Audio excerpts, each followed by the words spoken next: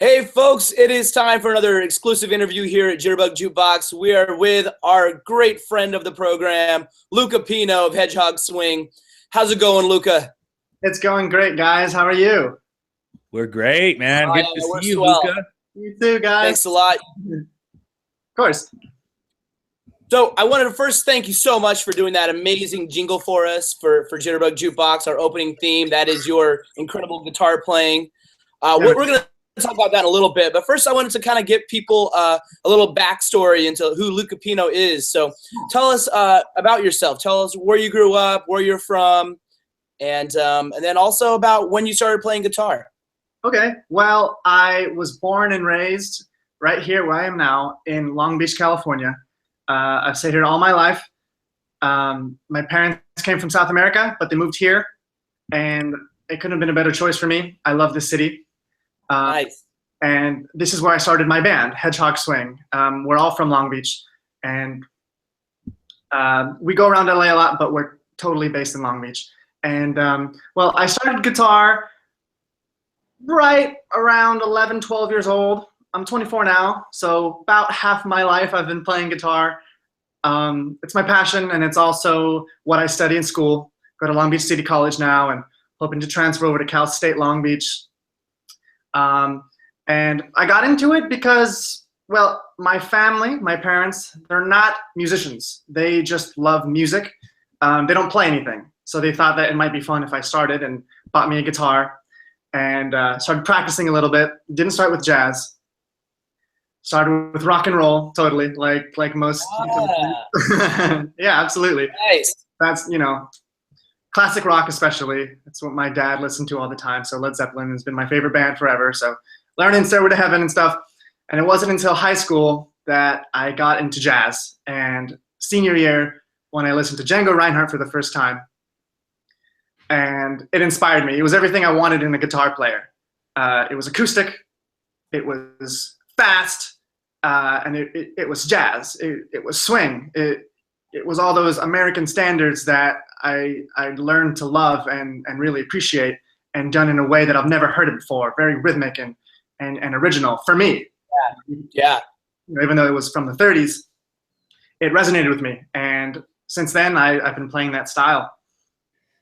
That's awesome, man. Yeah, that was actually one of the things that really turned me on to Django Reinhardt as well at the very beginning. It was actually the movie Swing Kids. Marshall and I have talked about this, how we're fans of the movie Swing Kids. We saw it in the 90s. Have you seen that movie, Luca? I have. I've seen it in high school. And there's a kid that's like Django, right? His head gets stomped on. Yep. Yeah. I remember that. It was great. And so that actually segues into what I wanted to ask you next really nicely. A lot of people consider Django Reinhardt to be like the god of gypsy jazz, like just the highest of high. Do you agree with this? Do you think he is the god of gypsy jazz, or the best, one of the best ever? And why or why not?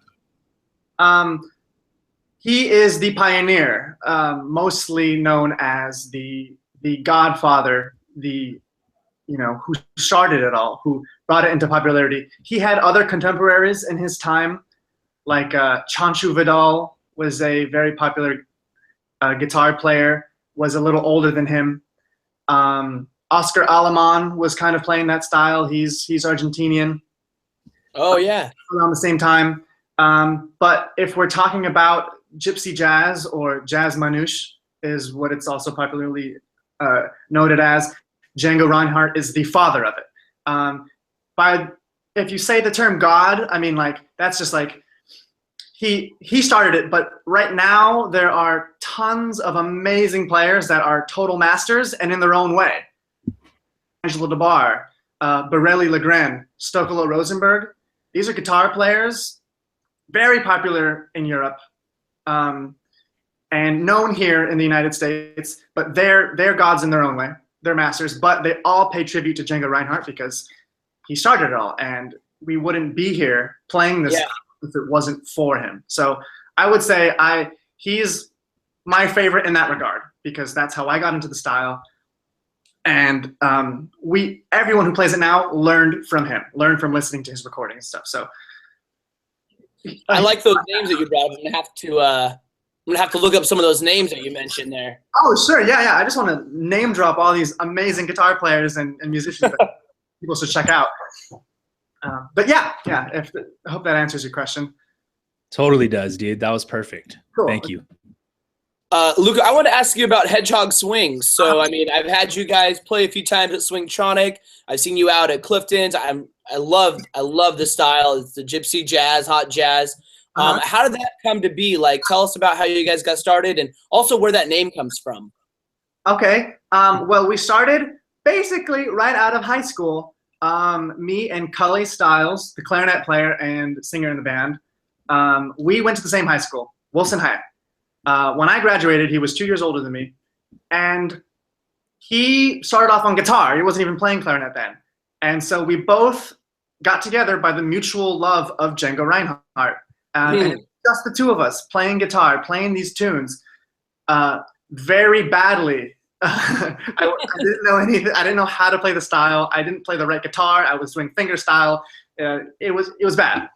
And then we met Gage Hulsey soon after that, and he was the guy who already had the right gypsy jazz guitar, right? The Selmer style guitar. He had it, and he already knew some songs, and he knew how to play the style. So we kind of latched onto him because he was kind of ahead of us in that regard.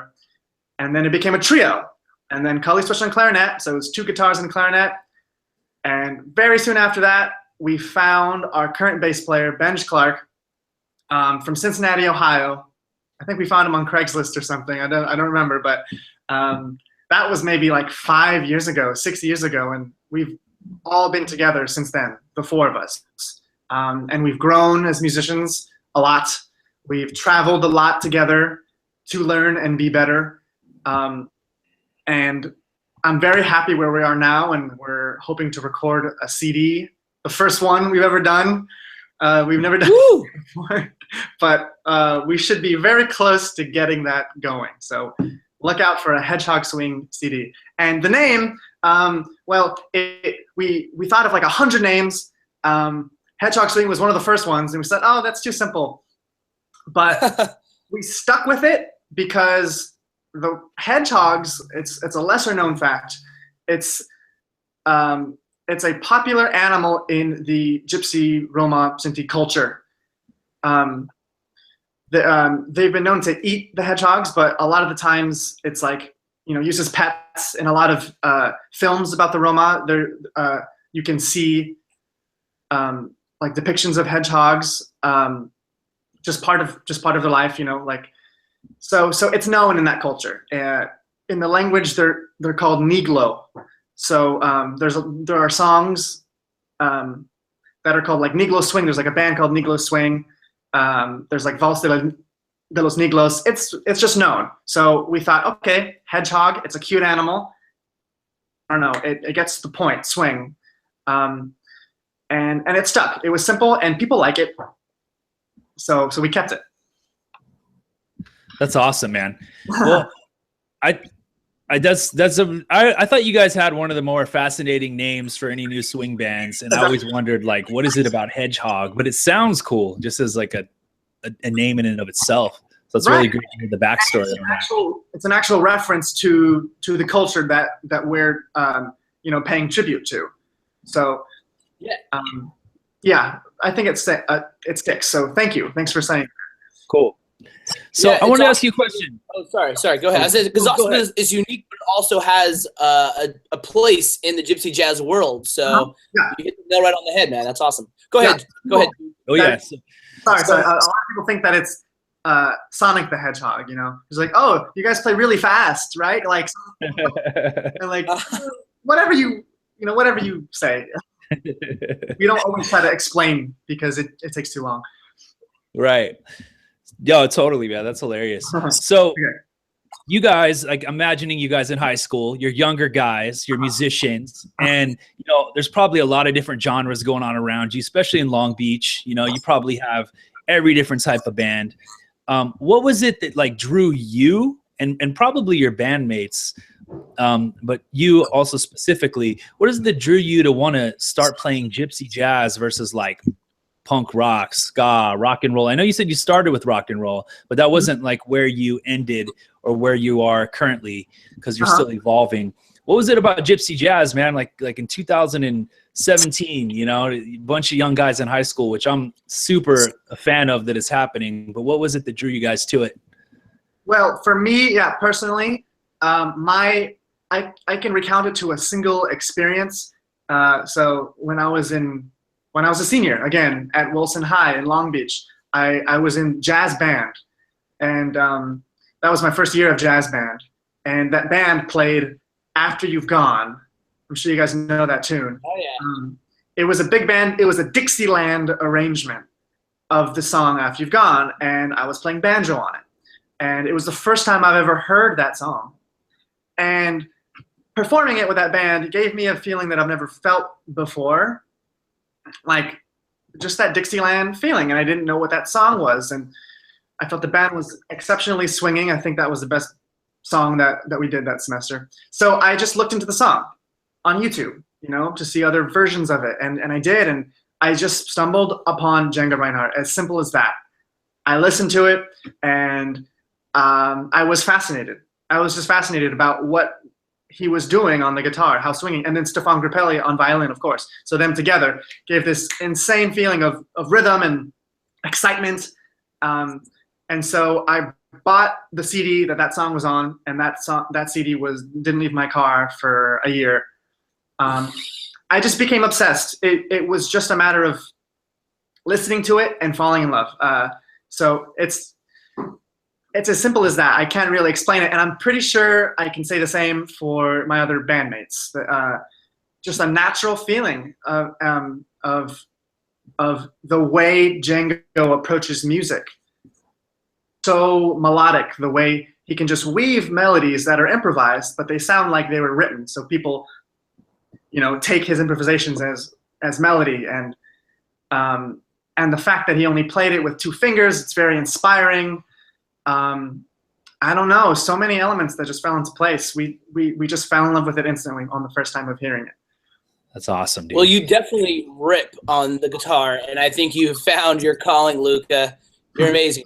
Thanks. I concur 100%. Thanks, guys. But yeah. All right. Oh, yeah, so I'll ask you the next one. I wanted to ask you, you are a working musician here in Los Angeles.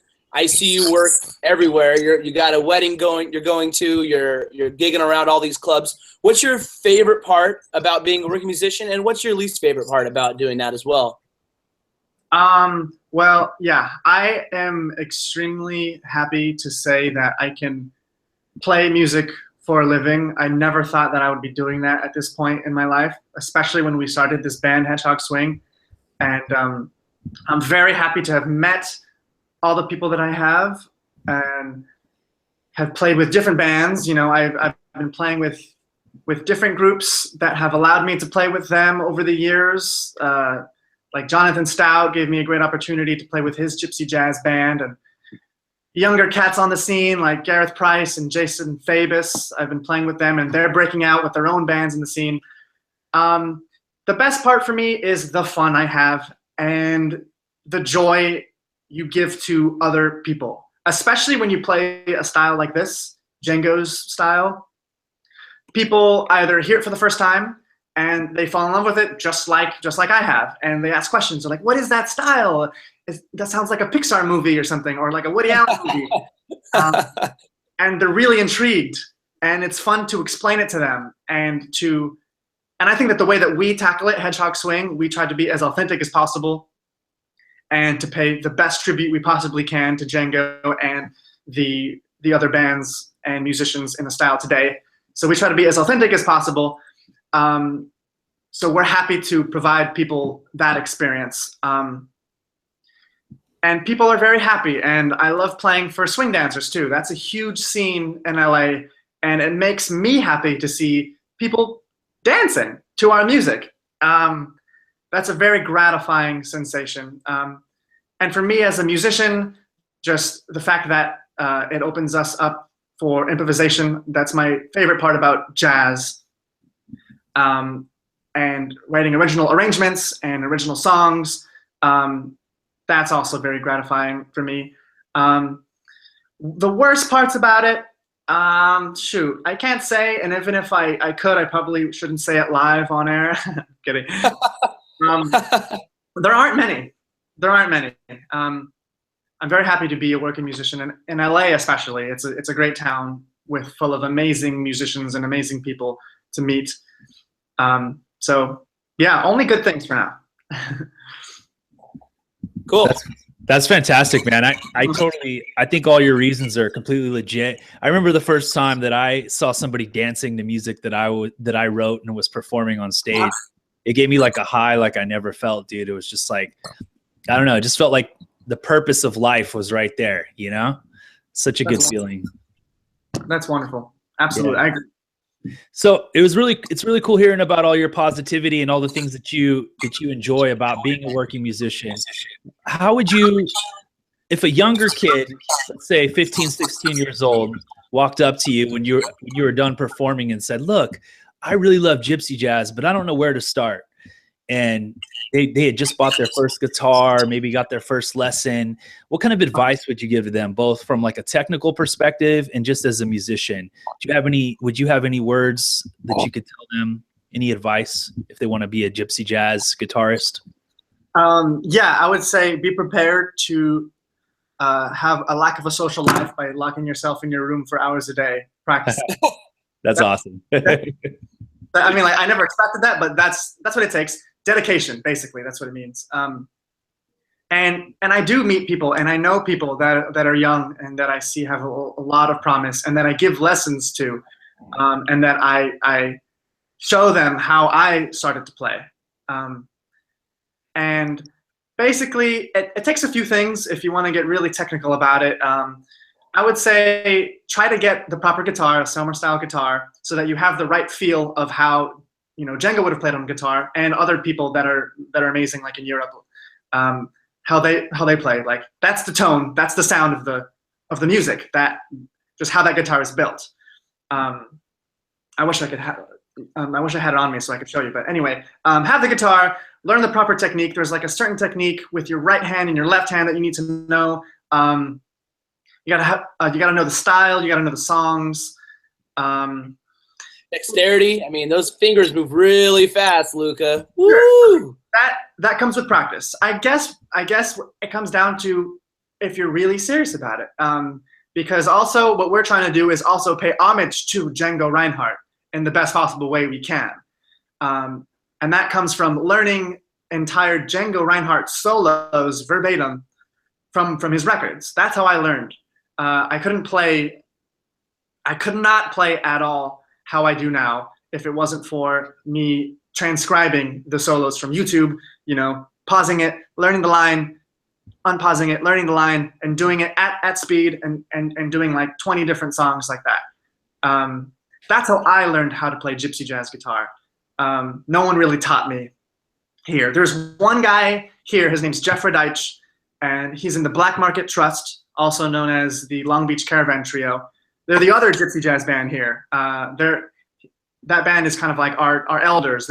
He really gave Gage Halsey, our other guitar player in Hedgehog Swing, he gave him a lot of lessons and studied from him. But I think everyone in Hedgehog Swing learned a lot from Jeff.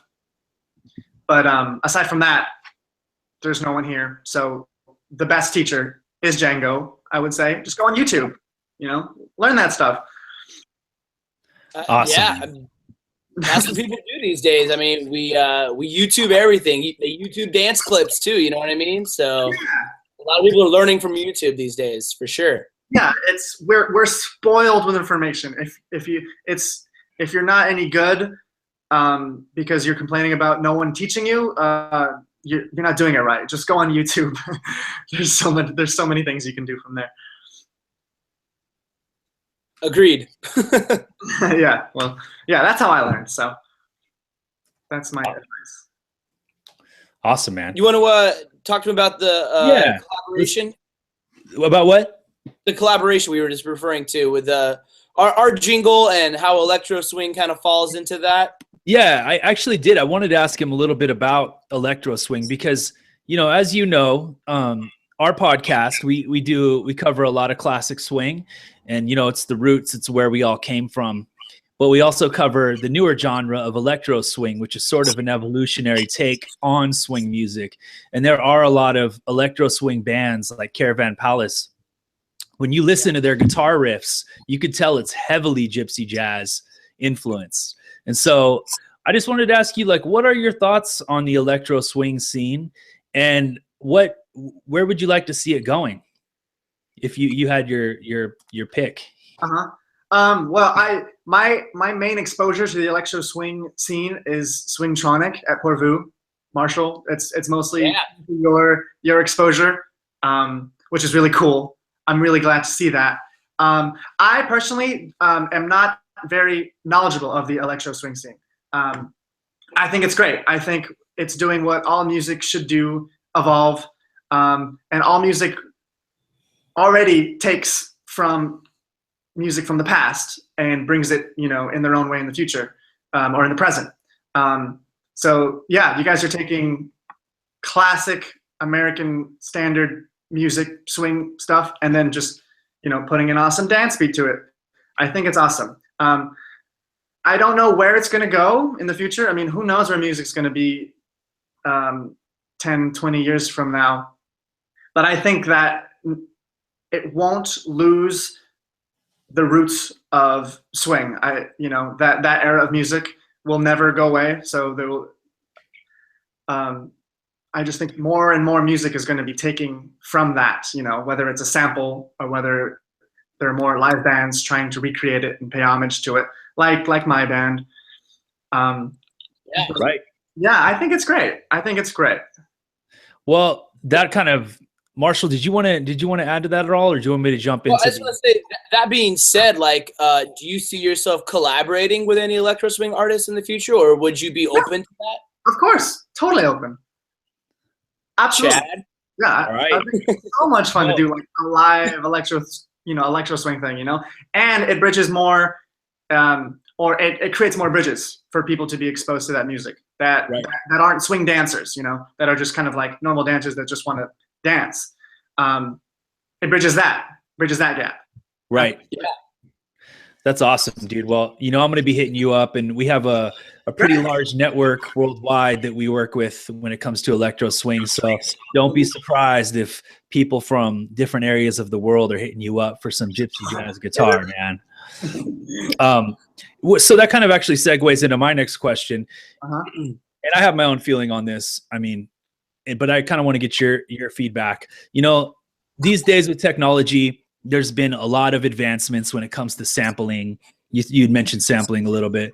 When it comes to virtual instruments, I don't know if you have any experience, if you've ever heard any of these sampled instruments, but if you have, or even if you haven't, what specific things do you think that computers and sampling technology have not yet been able to replicate when it comes to gypsy jazz guitar? Okay, gypsy jazz guitar. I'm not sure. I don't know, because sampling is just, it's like taking something that's already been recorded and then implementing it within certain bars and like repeating, right, for like a dance beat or something. Right. They're getting more and more sophisticated with it. There's sample libraries now that you can like push a button and then it will like strum guitars in certain keys. But but I have my thoughts. I don't think that it'll ever be as good, but I'm curious as what you think. It won't. I think at a certain level, having live musicians will always bring something more. Always something more than already having something recorded. And there's nothing wrong with having something already recorded, but that live aspect of like seeing a musician on stage doing that, I think is very powerful from the audience standpoint. For me, I love seeing live bands for that reason. Like, wow, that guy's doing that right now. That guy's shredding. I geek out over that stuff. There's nothing wrong with having it recorded. But for me, I would always say live is is a little step above. Absolutely, man. And gypsy jazz too. It's so much of a complex guitar style. I would find it hard to believe that a computer could ever get all those nuances down with the way, how fast you're going, the way you're moving your fingers, So I think that, your role will always be important, as live musicians' roles always are. But I think specifically gypsy jazz, man, it's not replicatable. You can't replicate that, Right. Like part of when you're learning the style, it's part of jazz, part of music in general is when you're playing it live with other people, you're listening to them, you're reacting. There's something about reacting to someone else that I don't think a computer can do. Someone's playing quiet, you're gonna go quieter. If someone is ripping on their solo, you're gonna amp up and back them up, or maybe drop out, give them a break. It's a conversation, and I think it's a conversation that real people should have on stage, and that's what's so magical about seeing a live band. It's these people are having an amazing conversation for your listening pleasure, and they're having fun, and it bleeds into the music listener's experience and the musician's experience. And I love playing with people because of that. Absolutely. I totally agree that, when you have the improvisation factor that is jazz, a robot, a computer cannot do that. It's that human condition that we have that lets us to be able to experience jazz the way we do. Give it 50 years and then we'll be, eating our words. Yeah. Who knows? Yeah, who knows? But yeah, okay. Sweet. Did you have another question for him, Marshall, or you want me to? No, Chad, let's wrap this up here pretty soon, pal. So say your last one there, Chad. All right. Sounds good, bud. All right. So it's kind of my last two questions are kind of one question in the same. Okay. And if you could master, actually, it's just one question. If you could master one other genre of music, what would it be? Well, I would not say I have mastered gypsy jazz in a long shot. By a long shot. I have not mastered anything. I think, my personal opinion, it's a playing music is a lifetime endeavor of learning. You never stop learning. So I don't think I would ever want to master anything, because then I would feel like I've stopped learning. But it would be a different instrument for me. I've always wanted to play piano, and I've loved jazz piano players all of my jazz listening life, like Art Tatum, Bill Evans, all of those classic old piano players that have always resonated with me. There's just so much you can do. I just think it's fun too. Everything is at your fingertips. And then guitar is tackled in a different way, just how you look at music, I think. I think it would be piano. I would want to be like a stride piano player. I love that. I guess so, yeah. That's my answer to that. Yeah, I don't think you master anything in life. You're always learning. Absolutely, man. And music, dude, it's such a rabbit hole, dude. Like with electronic music and sound design and a lot of stuff I do, it's like I just am constantly learning, and I see that continuing on to when I'm like 70 years old. Hopefully my ears will still be working okay. Yeah, man. I would love to see you play stride piano, Luca. Stride piano would be amazing, dude. I feel like throw some of that in the hedgehog swing. That would be awesome. I feel like that's my spirit music genre. If I was to choose. I just wanted to give everybody a chance to check you out on the social media platforms and all that. So you just want to plug yourself real quick? Sure. Well, I would like to plug Hedgehog Swing. Like us on Facebook. We'll post our gigs on there, and come check us out locally. We play in Long Beach, LA, Orange County. We're all over the place, so just like us on Facebook and keep in touch and say hi. And then follow us on Instagram, Hedgehog Swing, just one word together, Hedgehog Swing. That's all the social media we got, basically. That's enough. That'll do it, man. Yeah. Thank you so much, Luca. I appreciate your time. I know Duke Skellington appreciates your time as well. We'll catch you soon. It's a pleasure. Thank you, guys. I would love to see you guys soon. So. Sayonara. Thank you. All right. Okay. Bye. Bye, buddy.